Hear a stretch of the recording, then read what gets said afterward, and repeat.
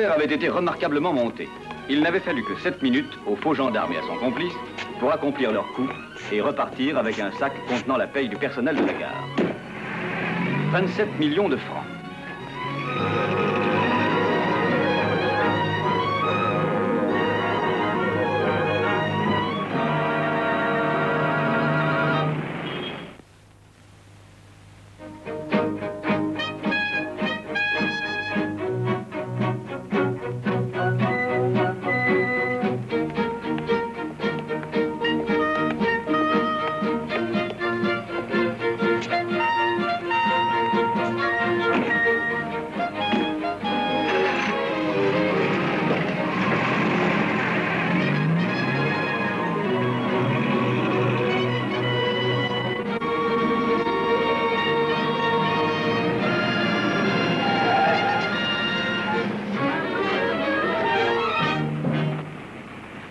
Ensuite, il m'a attaché sur cette chaise avec cette corde. Oui. Je m'appelle Boyer, je suis de la police de la gare. Qu'est-ce que vous savez du vol? Pas grand-chose, excepté que les voleurs ne sont pas des amateurs. Oh, ils ont été très polis. Voici Madame Tessier, la caissière. Lavoir et Perrault, les deux comptables. Exactement, qu'étiez-vous en train de faire quand les voleurs sont arrivés ici? Nous préparions la paye du personnel. C'est moi la caissière, 18 ans. Oui, 18 ans. Et c'est la première paye qui ne sera pas faite à l'heure. Madame, dites-moi, l'argent était-il dans le coffre? Oh, dans le coffre et sur la table. Je m'étais assise ici. Je suis toujours assise ici. Lavoir assis, là, comme ça.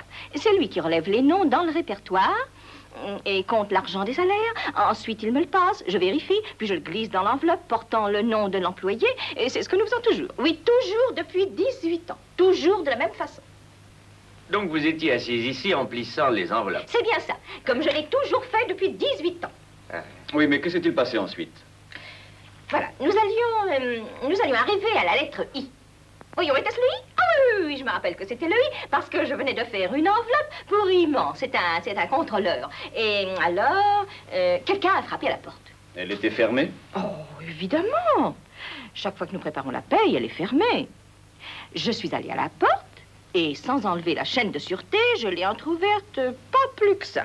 Et j'ai vu le gendarme et l'homme avec le sac. Et vous les avez fait entrer? Eh bien, j'ai cru qu'ils venaient pour une livraison. Ils sont entrés et alors j'ai refermé la porte. J'ai dit à celui au sac, j'espère que vous apportez de l'argent. J'aime tellement plaisanter. Oui, et puis après? Alors le gendarme braqua son arme sur nous et il nous dit que si nous étions bien sages, il ne nous arriverait rien. Ensuite, l'autre homme nous a attachés à nos chaises. Il l'a fait d'ailleurs très aimablement. Et ensuite, il a pris l'argent. C'est bien ça. Il a vidé son sac. Et puis, il a déposé toute la pile de journaux là-bas, dans un coin. Dans ce coin-là? Oui. Ils ont pris tout l'argent dans le coffre et sur la table, et puis ils l'ont mis dans le sac. Pouvez-vous nous dire à combien se monte la somme? Oui, à 27 millions. Pas un franc de moins. Ils ont emporté les enveloppes également?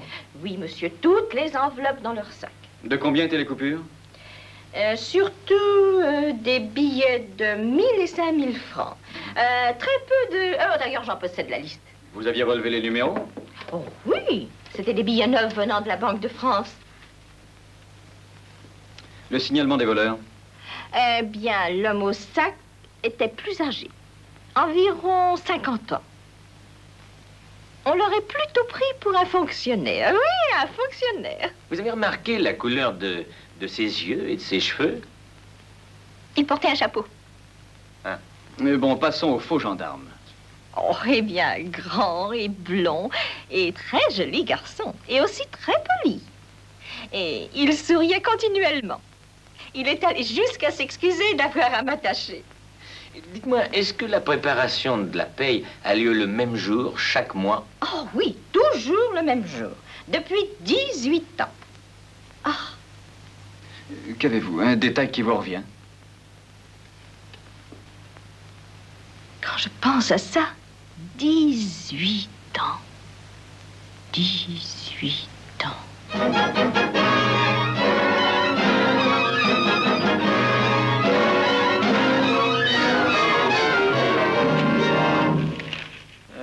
Ça n'est pas du gâteau. La corde qu'ils ont utilisée est d'un modèle courant. Le signalement nul. Et les billets volés seront difficiles à repérer. Ça l'affaire. Évidemment, si on trouve d'où l'uniforme provient, ça nous donnera une chance. Oh, ils ont déjà dû penser à ça eux aussi. Ça dire. nous laisse les journaux. Paris Presse, Figaro, Parisien Libéré. La Croix, Ah, Le Monde. François. Ah, ce morceau qui manque peut-être une piste. Au point où on en est.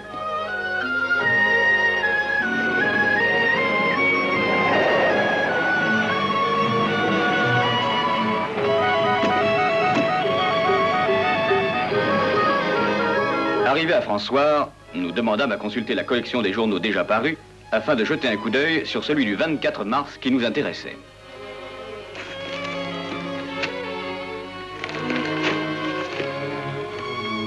Le morceau qui avait été découpé représentait une photo de Nicolas Miard qui faisait son tour de chant au cabaret Carroll's.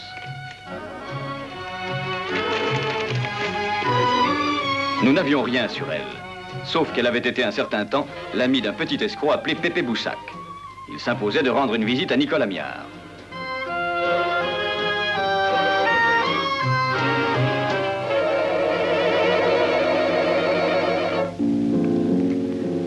Chaque soir, quand je t'attends, mon cœur est lourd.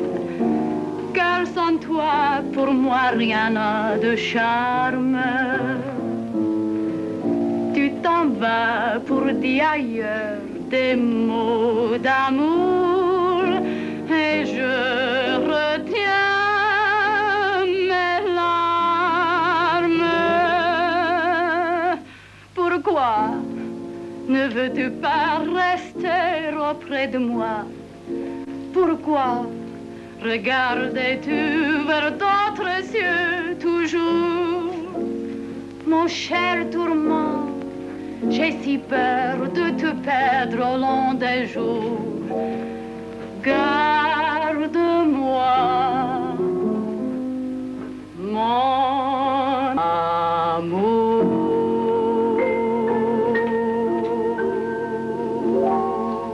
Pourquoi ne veux-tu pas rester auprès de moi?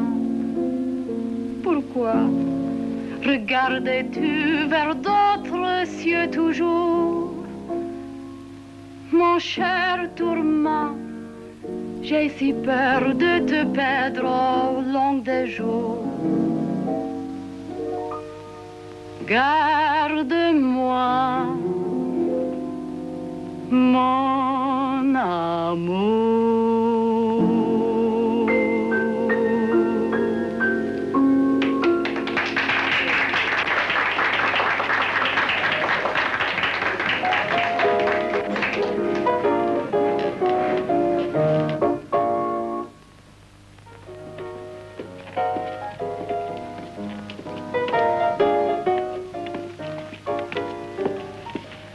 Vous êtes Nicolas Miard, Oui, et vous? police judiciaire. Nous aurions quelques questions à vous poser. Allez-y. Un vol a été commis ce matin dans les bureaux de la gare Saint-Lazare. J'en ai entendu parler. Les deux voleurs ont laissé des journaux en partant. Et parmi ceux-là, Vous découpez des cocottes en papier? Non, des portraits de cocottes. c'est votre photo qui a été découpée. Alors, Nous avons pensé que vous pourriez nous aider. comment? Peut-être avez-vous une idée de la personne qui a voulu avoir votre photo. J'ai beaucoup d'admirateurs. Nous voudrions bien savoir qui vous avez eu comme ami au cours de ces derniers mois. Je n'ai pas d'amis. Tous les gens m'embêtent. En moins de 2 semaines, je les sors de ma vie. J'arrive même à oublier leur visage. Il n'en reste rien. Pas d'exception. Non, pas même mes anciens maris. Ou Pépé Boussac. Non, lui pas plus que les autres. Dites-moi, quand l'avez-vous vu pour la dernière fois? Il y a 3 mois environ. À Paris. Oui. Et depuis aucune nouvelle de lui? Oh, il lui arrive de m'écrire. Oui, et d'où? De prison.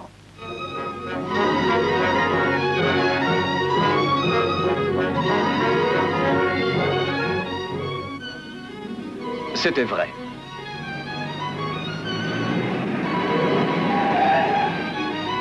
Après vérification, nous apprîmes que Pépé Boussac terminait de purger une peine de 4 mois à la prison de la Santé.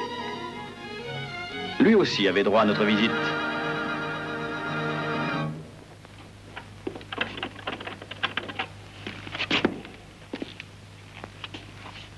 Bonjour, Pépé.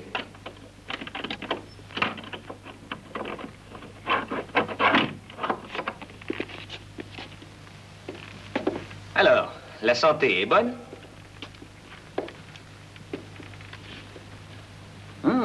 Elle est très jolie. C'est ta mère? Veux-tu essayer toi-même? Ça colle parfaitement. Et alors? J'ai le droit d'avoir la photo de ma souris? Tout de même, il n'y a pas de crime à ça. Ça dépend. Ça dépend de l'endroit où tu étais quand tu as découpé cette photo. Jamais été très fort pour les devinettes. C'est simple. Où étais-tu quand tu as découpé cette photo? Dans un parc, sur un banc. Et qu'est-ce que tu as fait du journal? Je l'ai laissé sur le banc. Écoutez, vous autres. Vous arrivez ici sans prévenir, avec des questions idiotes. Est-ce que j'ai pas le droit de savoir pourquoi? Qu'est-ce que tout ça veut dire? Vous venez m'empoisonner jusque dans ma cellule, alors j'ai pas le droit d'avoir la paix. Dans ma cellule. Pas même dans ma cellule. Avec qui avais-tu monté le coup, Pépé? Le coup? Mais de quel coup parlez-vous? Alors, celui de la gare Saint-Lazare. De la gare? Oui. Une bagatelle de 27 millions. Hein? Ils t'ont doublé, Pépé. Ils ne t'ont pas attendu. Je ne sais pas de quoi vous parlez. Écoute, Pépé, nous n'essayons pas de te mettre ça sur le dos. Eh bien, ce serait difficile. J'étais ici, et je n'ai pas bougé ce jour-là, j'avais perdu la clé. Qui avais-tu comme ami il y a 3 ou 4 mois, Pépé? Très bien. Très bien, tu as encore un mois à tirer. Et si tu ne décides pas de te mettre à table, d'autres mois pourraient s'ajouter. Rien que pour te donner le temps de réfléchir. À bientôt, Pépé. Au revoir.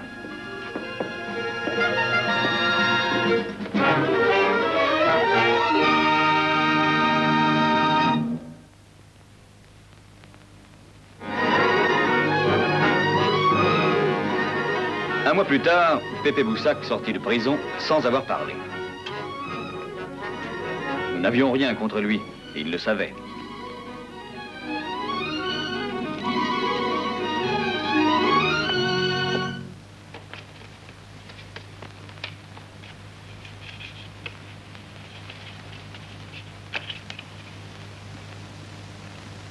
Tu es sûr que c'est aujourd'hui qu'il doit sortir? Oui. Il aurait pu être libéré plus tôt en se conduisant bien. Pas Pépé. Vous ne connaissez pas Pépé. Probablement parce que vous êtes comme lui. De bas spécimens de la race humaine.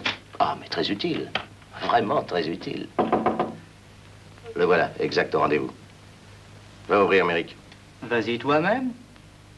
Pourquoi donc? Après tout, c'est ton appartement. Tu es l'hôte. Agis en conséquence.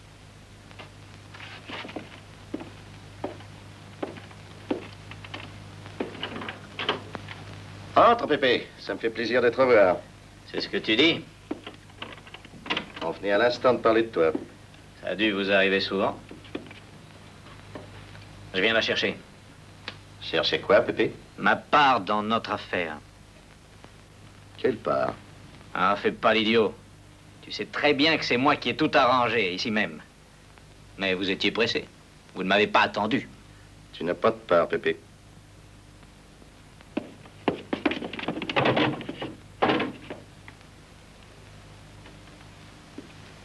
Ouvre ça, toi.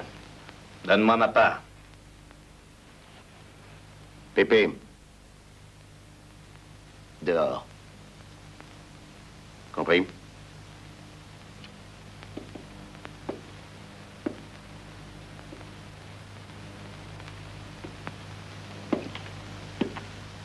Et tâche d'oublier ça. C'est un conseil d'amis. Tâche d'oublier ça, Pépé.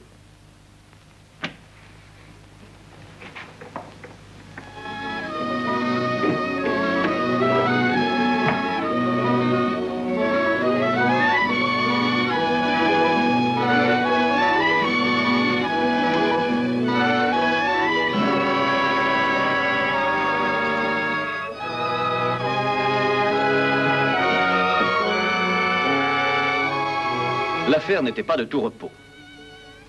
Jusqu'au ministère de l'Intérieur qui s'en mêlait. Un vol de 20 millions ne passe pas inaperçu.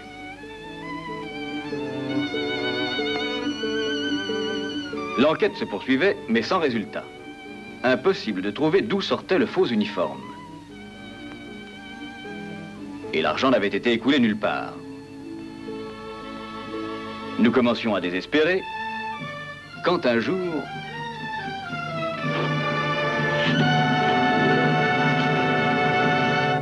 Alors, vous répondez? Où est le reste de l'argent? Je te l'ai déjà dit, Korsilov, on nous l'a volé. C'est vrai, on nous l'a volé.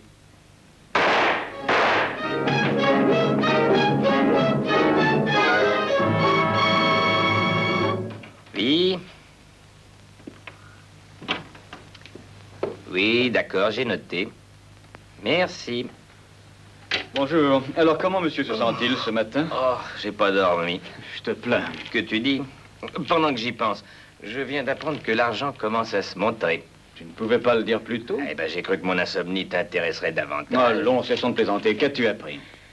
150 000 francs ont été déposés hier matin à la Banque du Maroc par le patron d'un restaurant arabe. Eh bien, allons-y. Nous apprendrons à la banque le nom du dépositaire. J'ai là quelque chose qui vous intéressera sûrement. L'argent m'intéresse toujours. C'est un des billets volés à la gare. Où l'a-t-on trouvé? Il y a eu un double meurtre la nuit dernière, boulevard Malesherbes. C'est sur une des victimes que je l'ai trouvé. Mais on dirait que notre jour de chance. Merci. Ah, de rien. Et maintenant, dis-moi, où se trouve ce restaurant arabe? Rue de la Charbonnière, dans le 18e arrondissement. En route.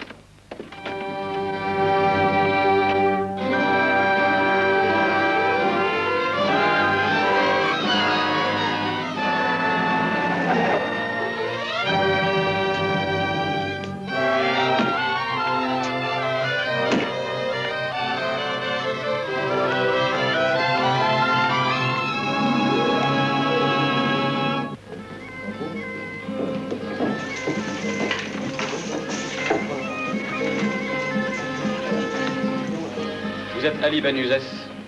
À qui ai-je l'honneur? Police judiciaire. Hier, vous avez fait un dépôt d'argent à la Banque du Maroc, je crois.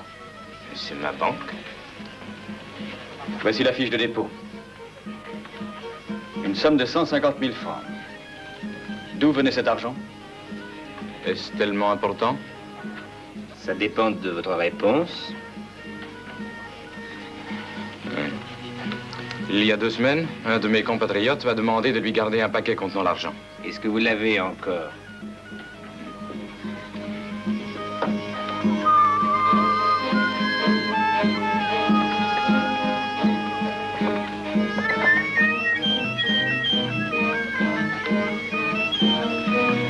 Qui vous a donné cet argent? Est-ce que c'est lui? Oui. J'avais peur de lui, inspecteur. Il est dangereux. Alors, où as-tu eu cet argent? On l'ai trouvé. 2 types qui ont fait le coup avec toi ont été tués. C'est toi qui les as tués, hein? Tué? Tué? Non. Moi, jamais. Jamais tué. C'est toi qui as fait le coup de la gare avec eux, à Voleux. Non, pas à la gare. Tu les as tués pour leur prendre leur part. Non, non, non. Argent, les volé. Oui, et où l'as-tu volé? Dans l'appartement. Boulevard Malesherbes. Boulevard Malesherbes, quand? Il y a 5 semaines. Il y a 5 semaines. Un homme est venu. A dit, c'est très facile, le travail. Il m'a donné la clé. 2 millions dans un secrétaire. C'est vrai. C'est vrai. Très bien, très bien. Qui t'a donné la clé? Un homme. Son nom? Pépé Boussac.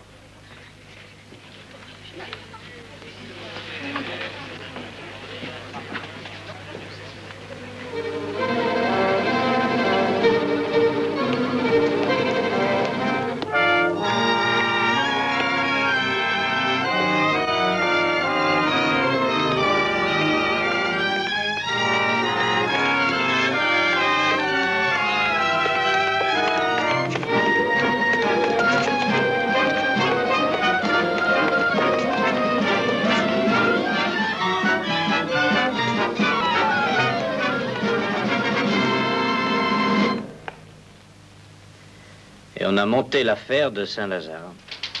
Les noms? Max Chirac, André Méric et un Russe, Serge Korsilov. Le Russe, c'est le blond. Il a descendu Chirac et Méric la nuit dernière, boulevard Malesherbes. Tu avais monté l'affaire avec eux? Ouais. Quand? Juste avant d'avoir pris mes 4 mois de tôle pour escroquerie. Ils m'avaient promis d'attendre que je sorte, mais ils l'ont pas fait. Et c'était moi qui avais tout combiné dans l'appartement de Méric. Ah, c'est là que tu as vu la photographie de Nicole dans le journal. Tu l'as découpée et tu as laissé le journal. C'est ça. Ces salauds m'ont roulé, et c'est moi qui avais tout combiné. Quand je suis sorti de prison, je suis allé chez Méric. J'ai dit que je voulais ma part. Alors Serge a dit, ta part de quoi? Alors, j'ai engagé Sadouk pour qu'il vole le fric. Où as-tu pris la clé? Ben, je l'ai prise le jour où je suis allé voir Méric chez lui et que j'ai vu que l'argent était dans le secrétaire. Le lendemain, j'ai demandé à Méric de me retrouver dans un café, juste pour bavarder un peu. Quel café? Chez Ali. Pour bavarder un peu, pendant que Sadouk faisait le boulot. Où a-t-il pris l'uniforme de gendarme? Méric a son père qui est tailleur à Lyon. Très bien. Ça suffira. Pépé ne pensait qu'à se venger. Il nous donna l'adresse du Russe. Le quartier, l'immeuble était tranquille. Mais Pépé nous avait prévenu. L'homme était dangereux et ne se laisserait pas prendre vivant.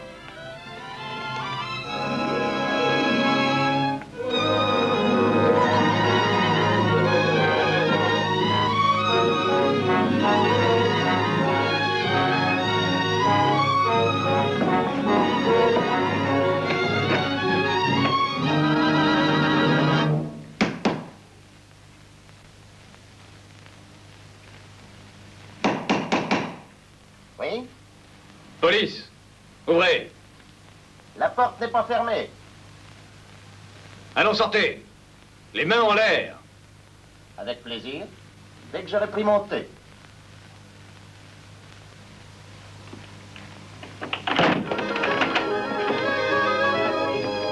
Soyez les bienvenus. Allons, Korsilov. Suivez-nous. Vous permettez que je mette une chemise? Voyons. Rentrez ces revolvers, vous pourriez vous blesser. Nous vous arrêtons pour le vol de la gare Saint-Lazare et le meurtre de Chirac et Méric. J'ai tué Chirac et Méric? Sottise. C'est vrai, je leur ai logé 2 balles dans la peau. Mais elles n'ont fait qu'interrompre l'action mécanique de leur cœur. Chirac et Méric étaient 2 stupides brutes qui avaient cessé d'exister bien avant que je les supprime.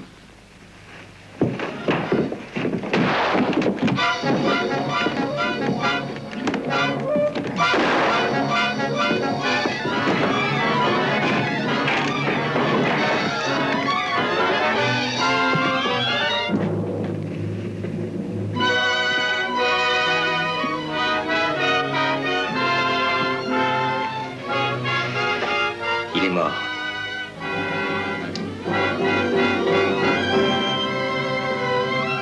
Il a choisi la fin la plus facile.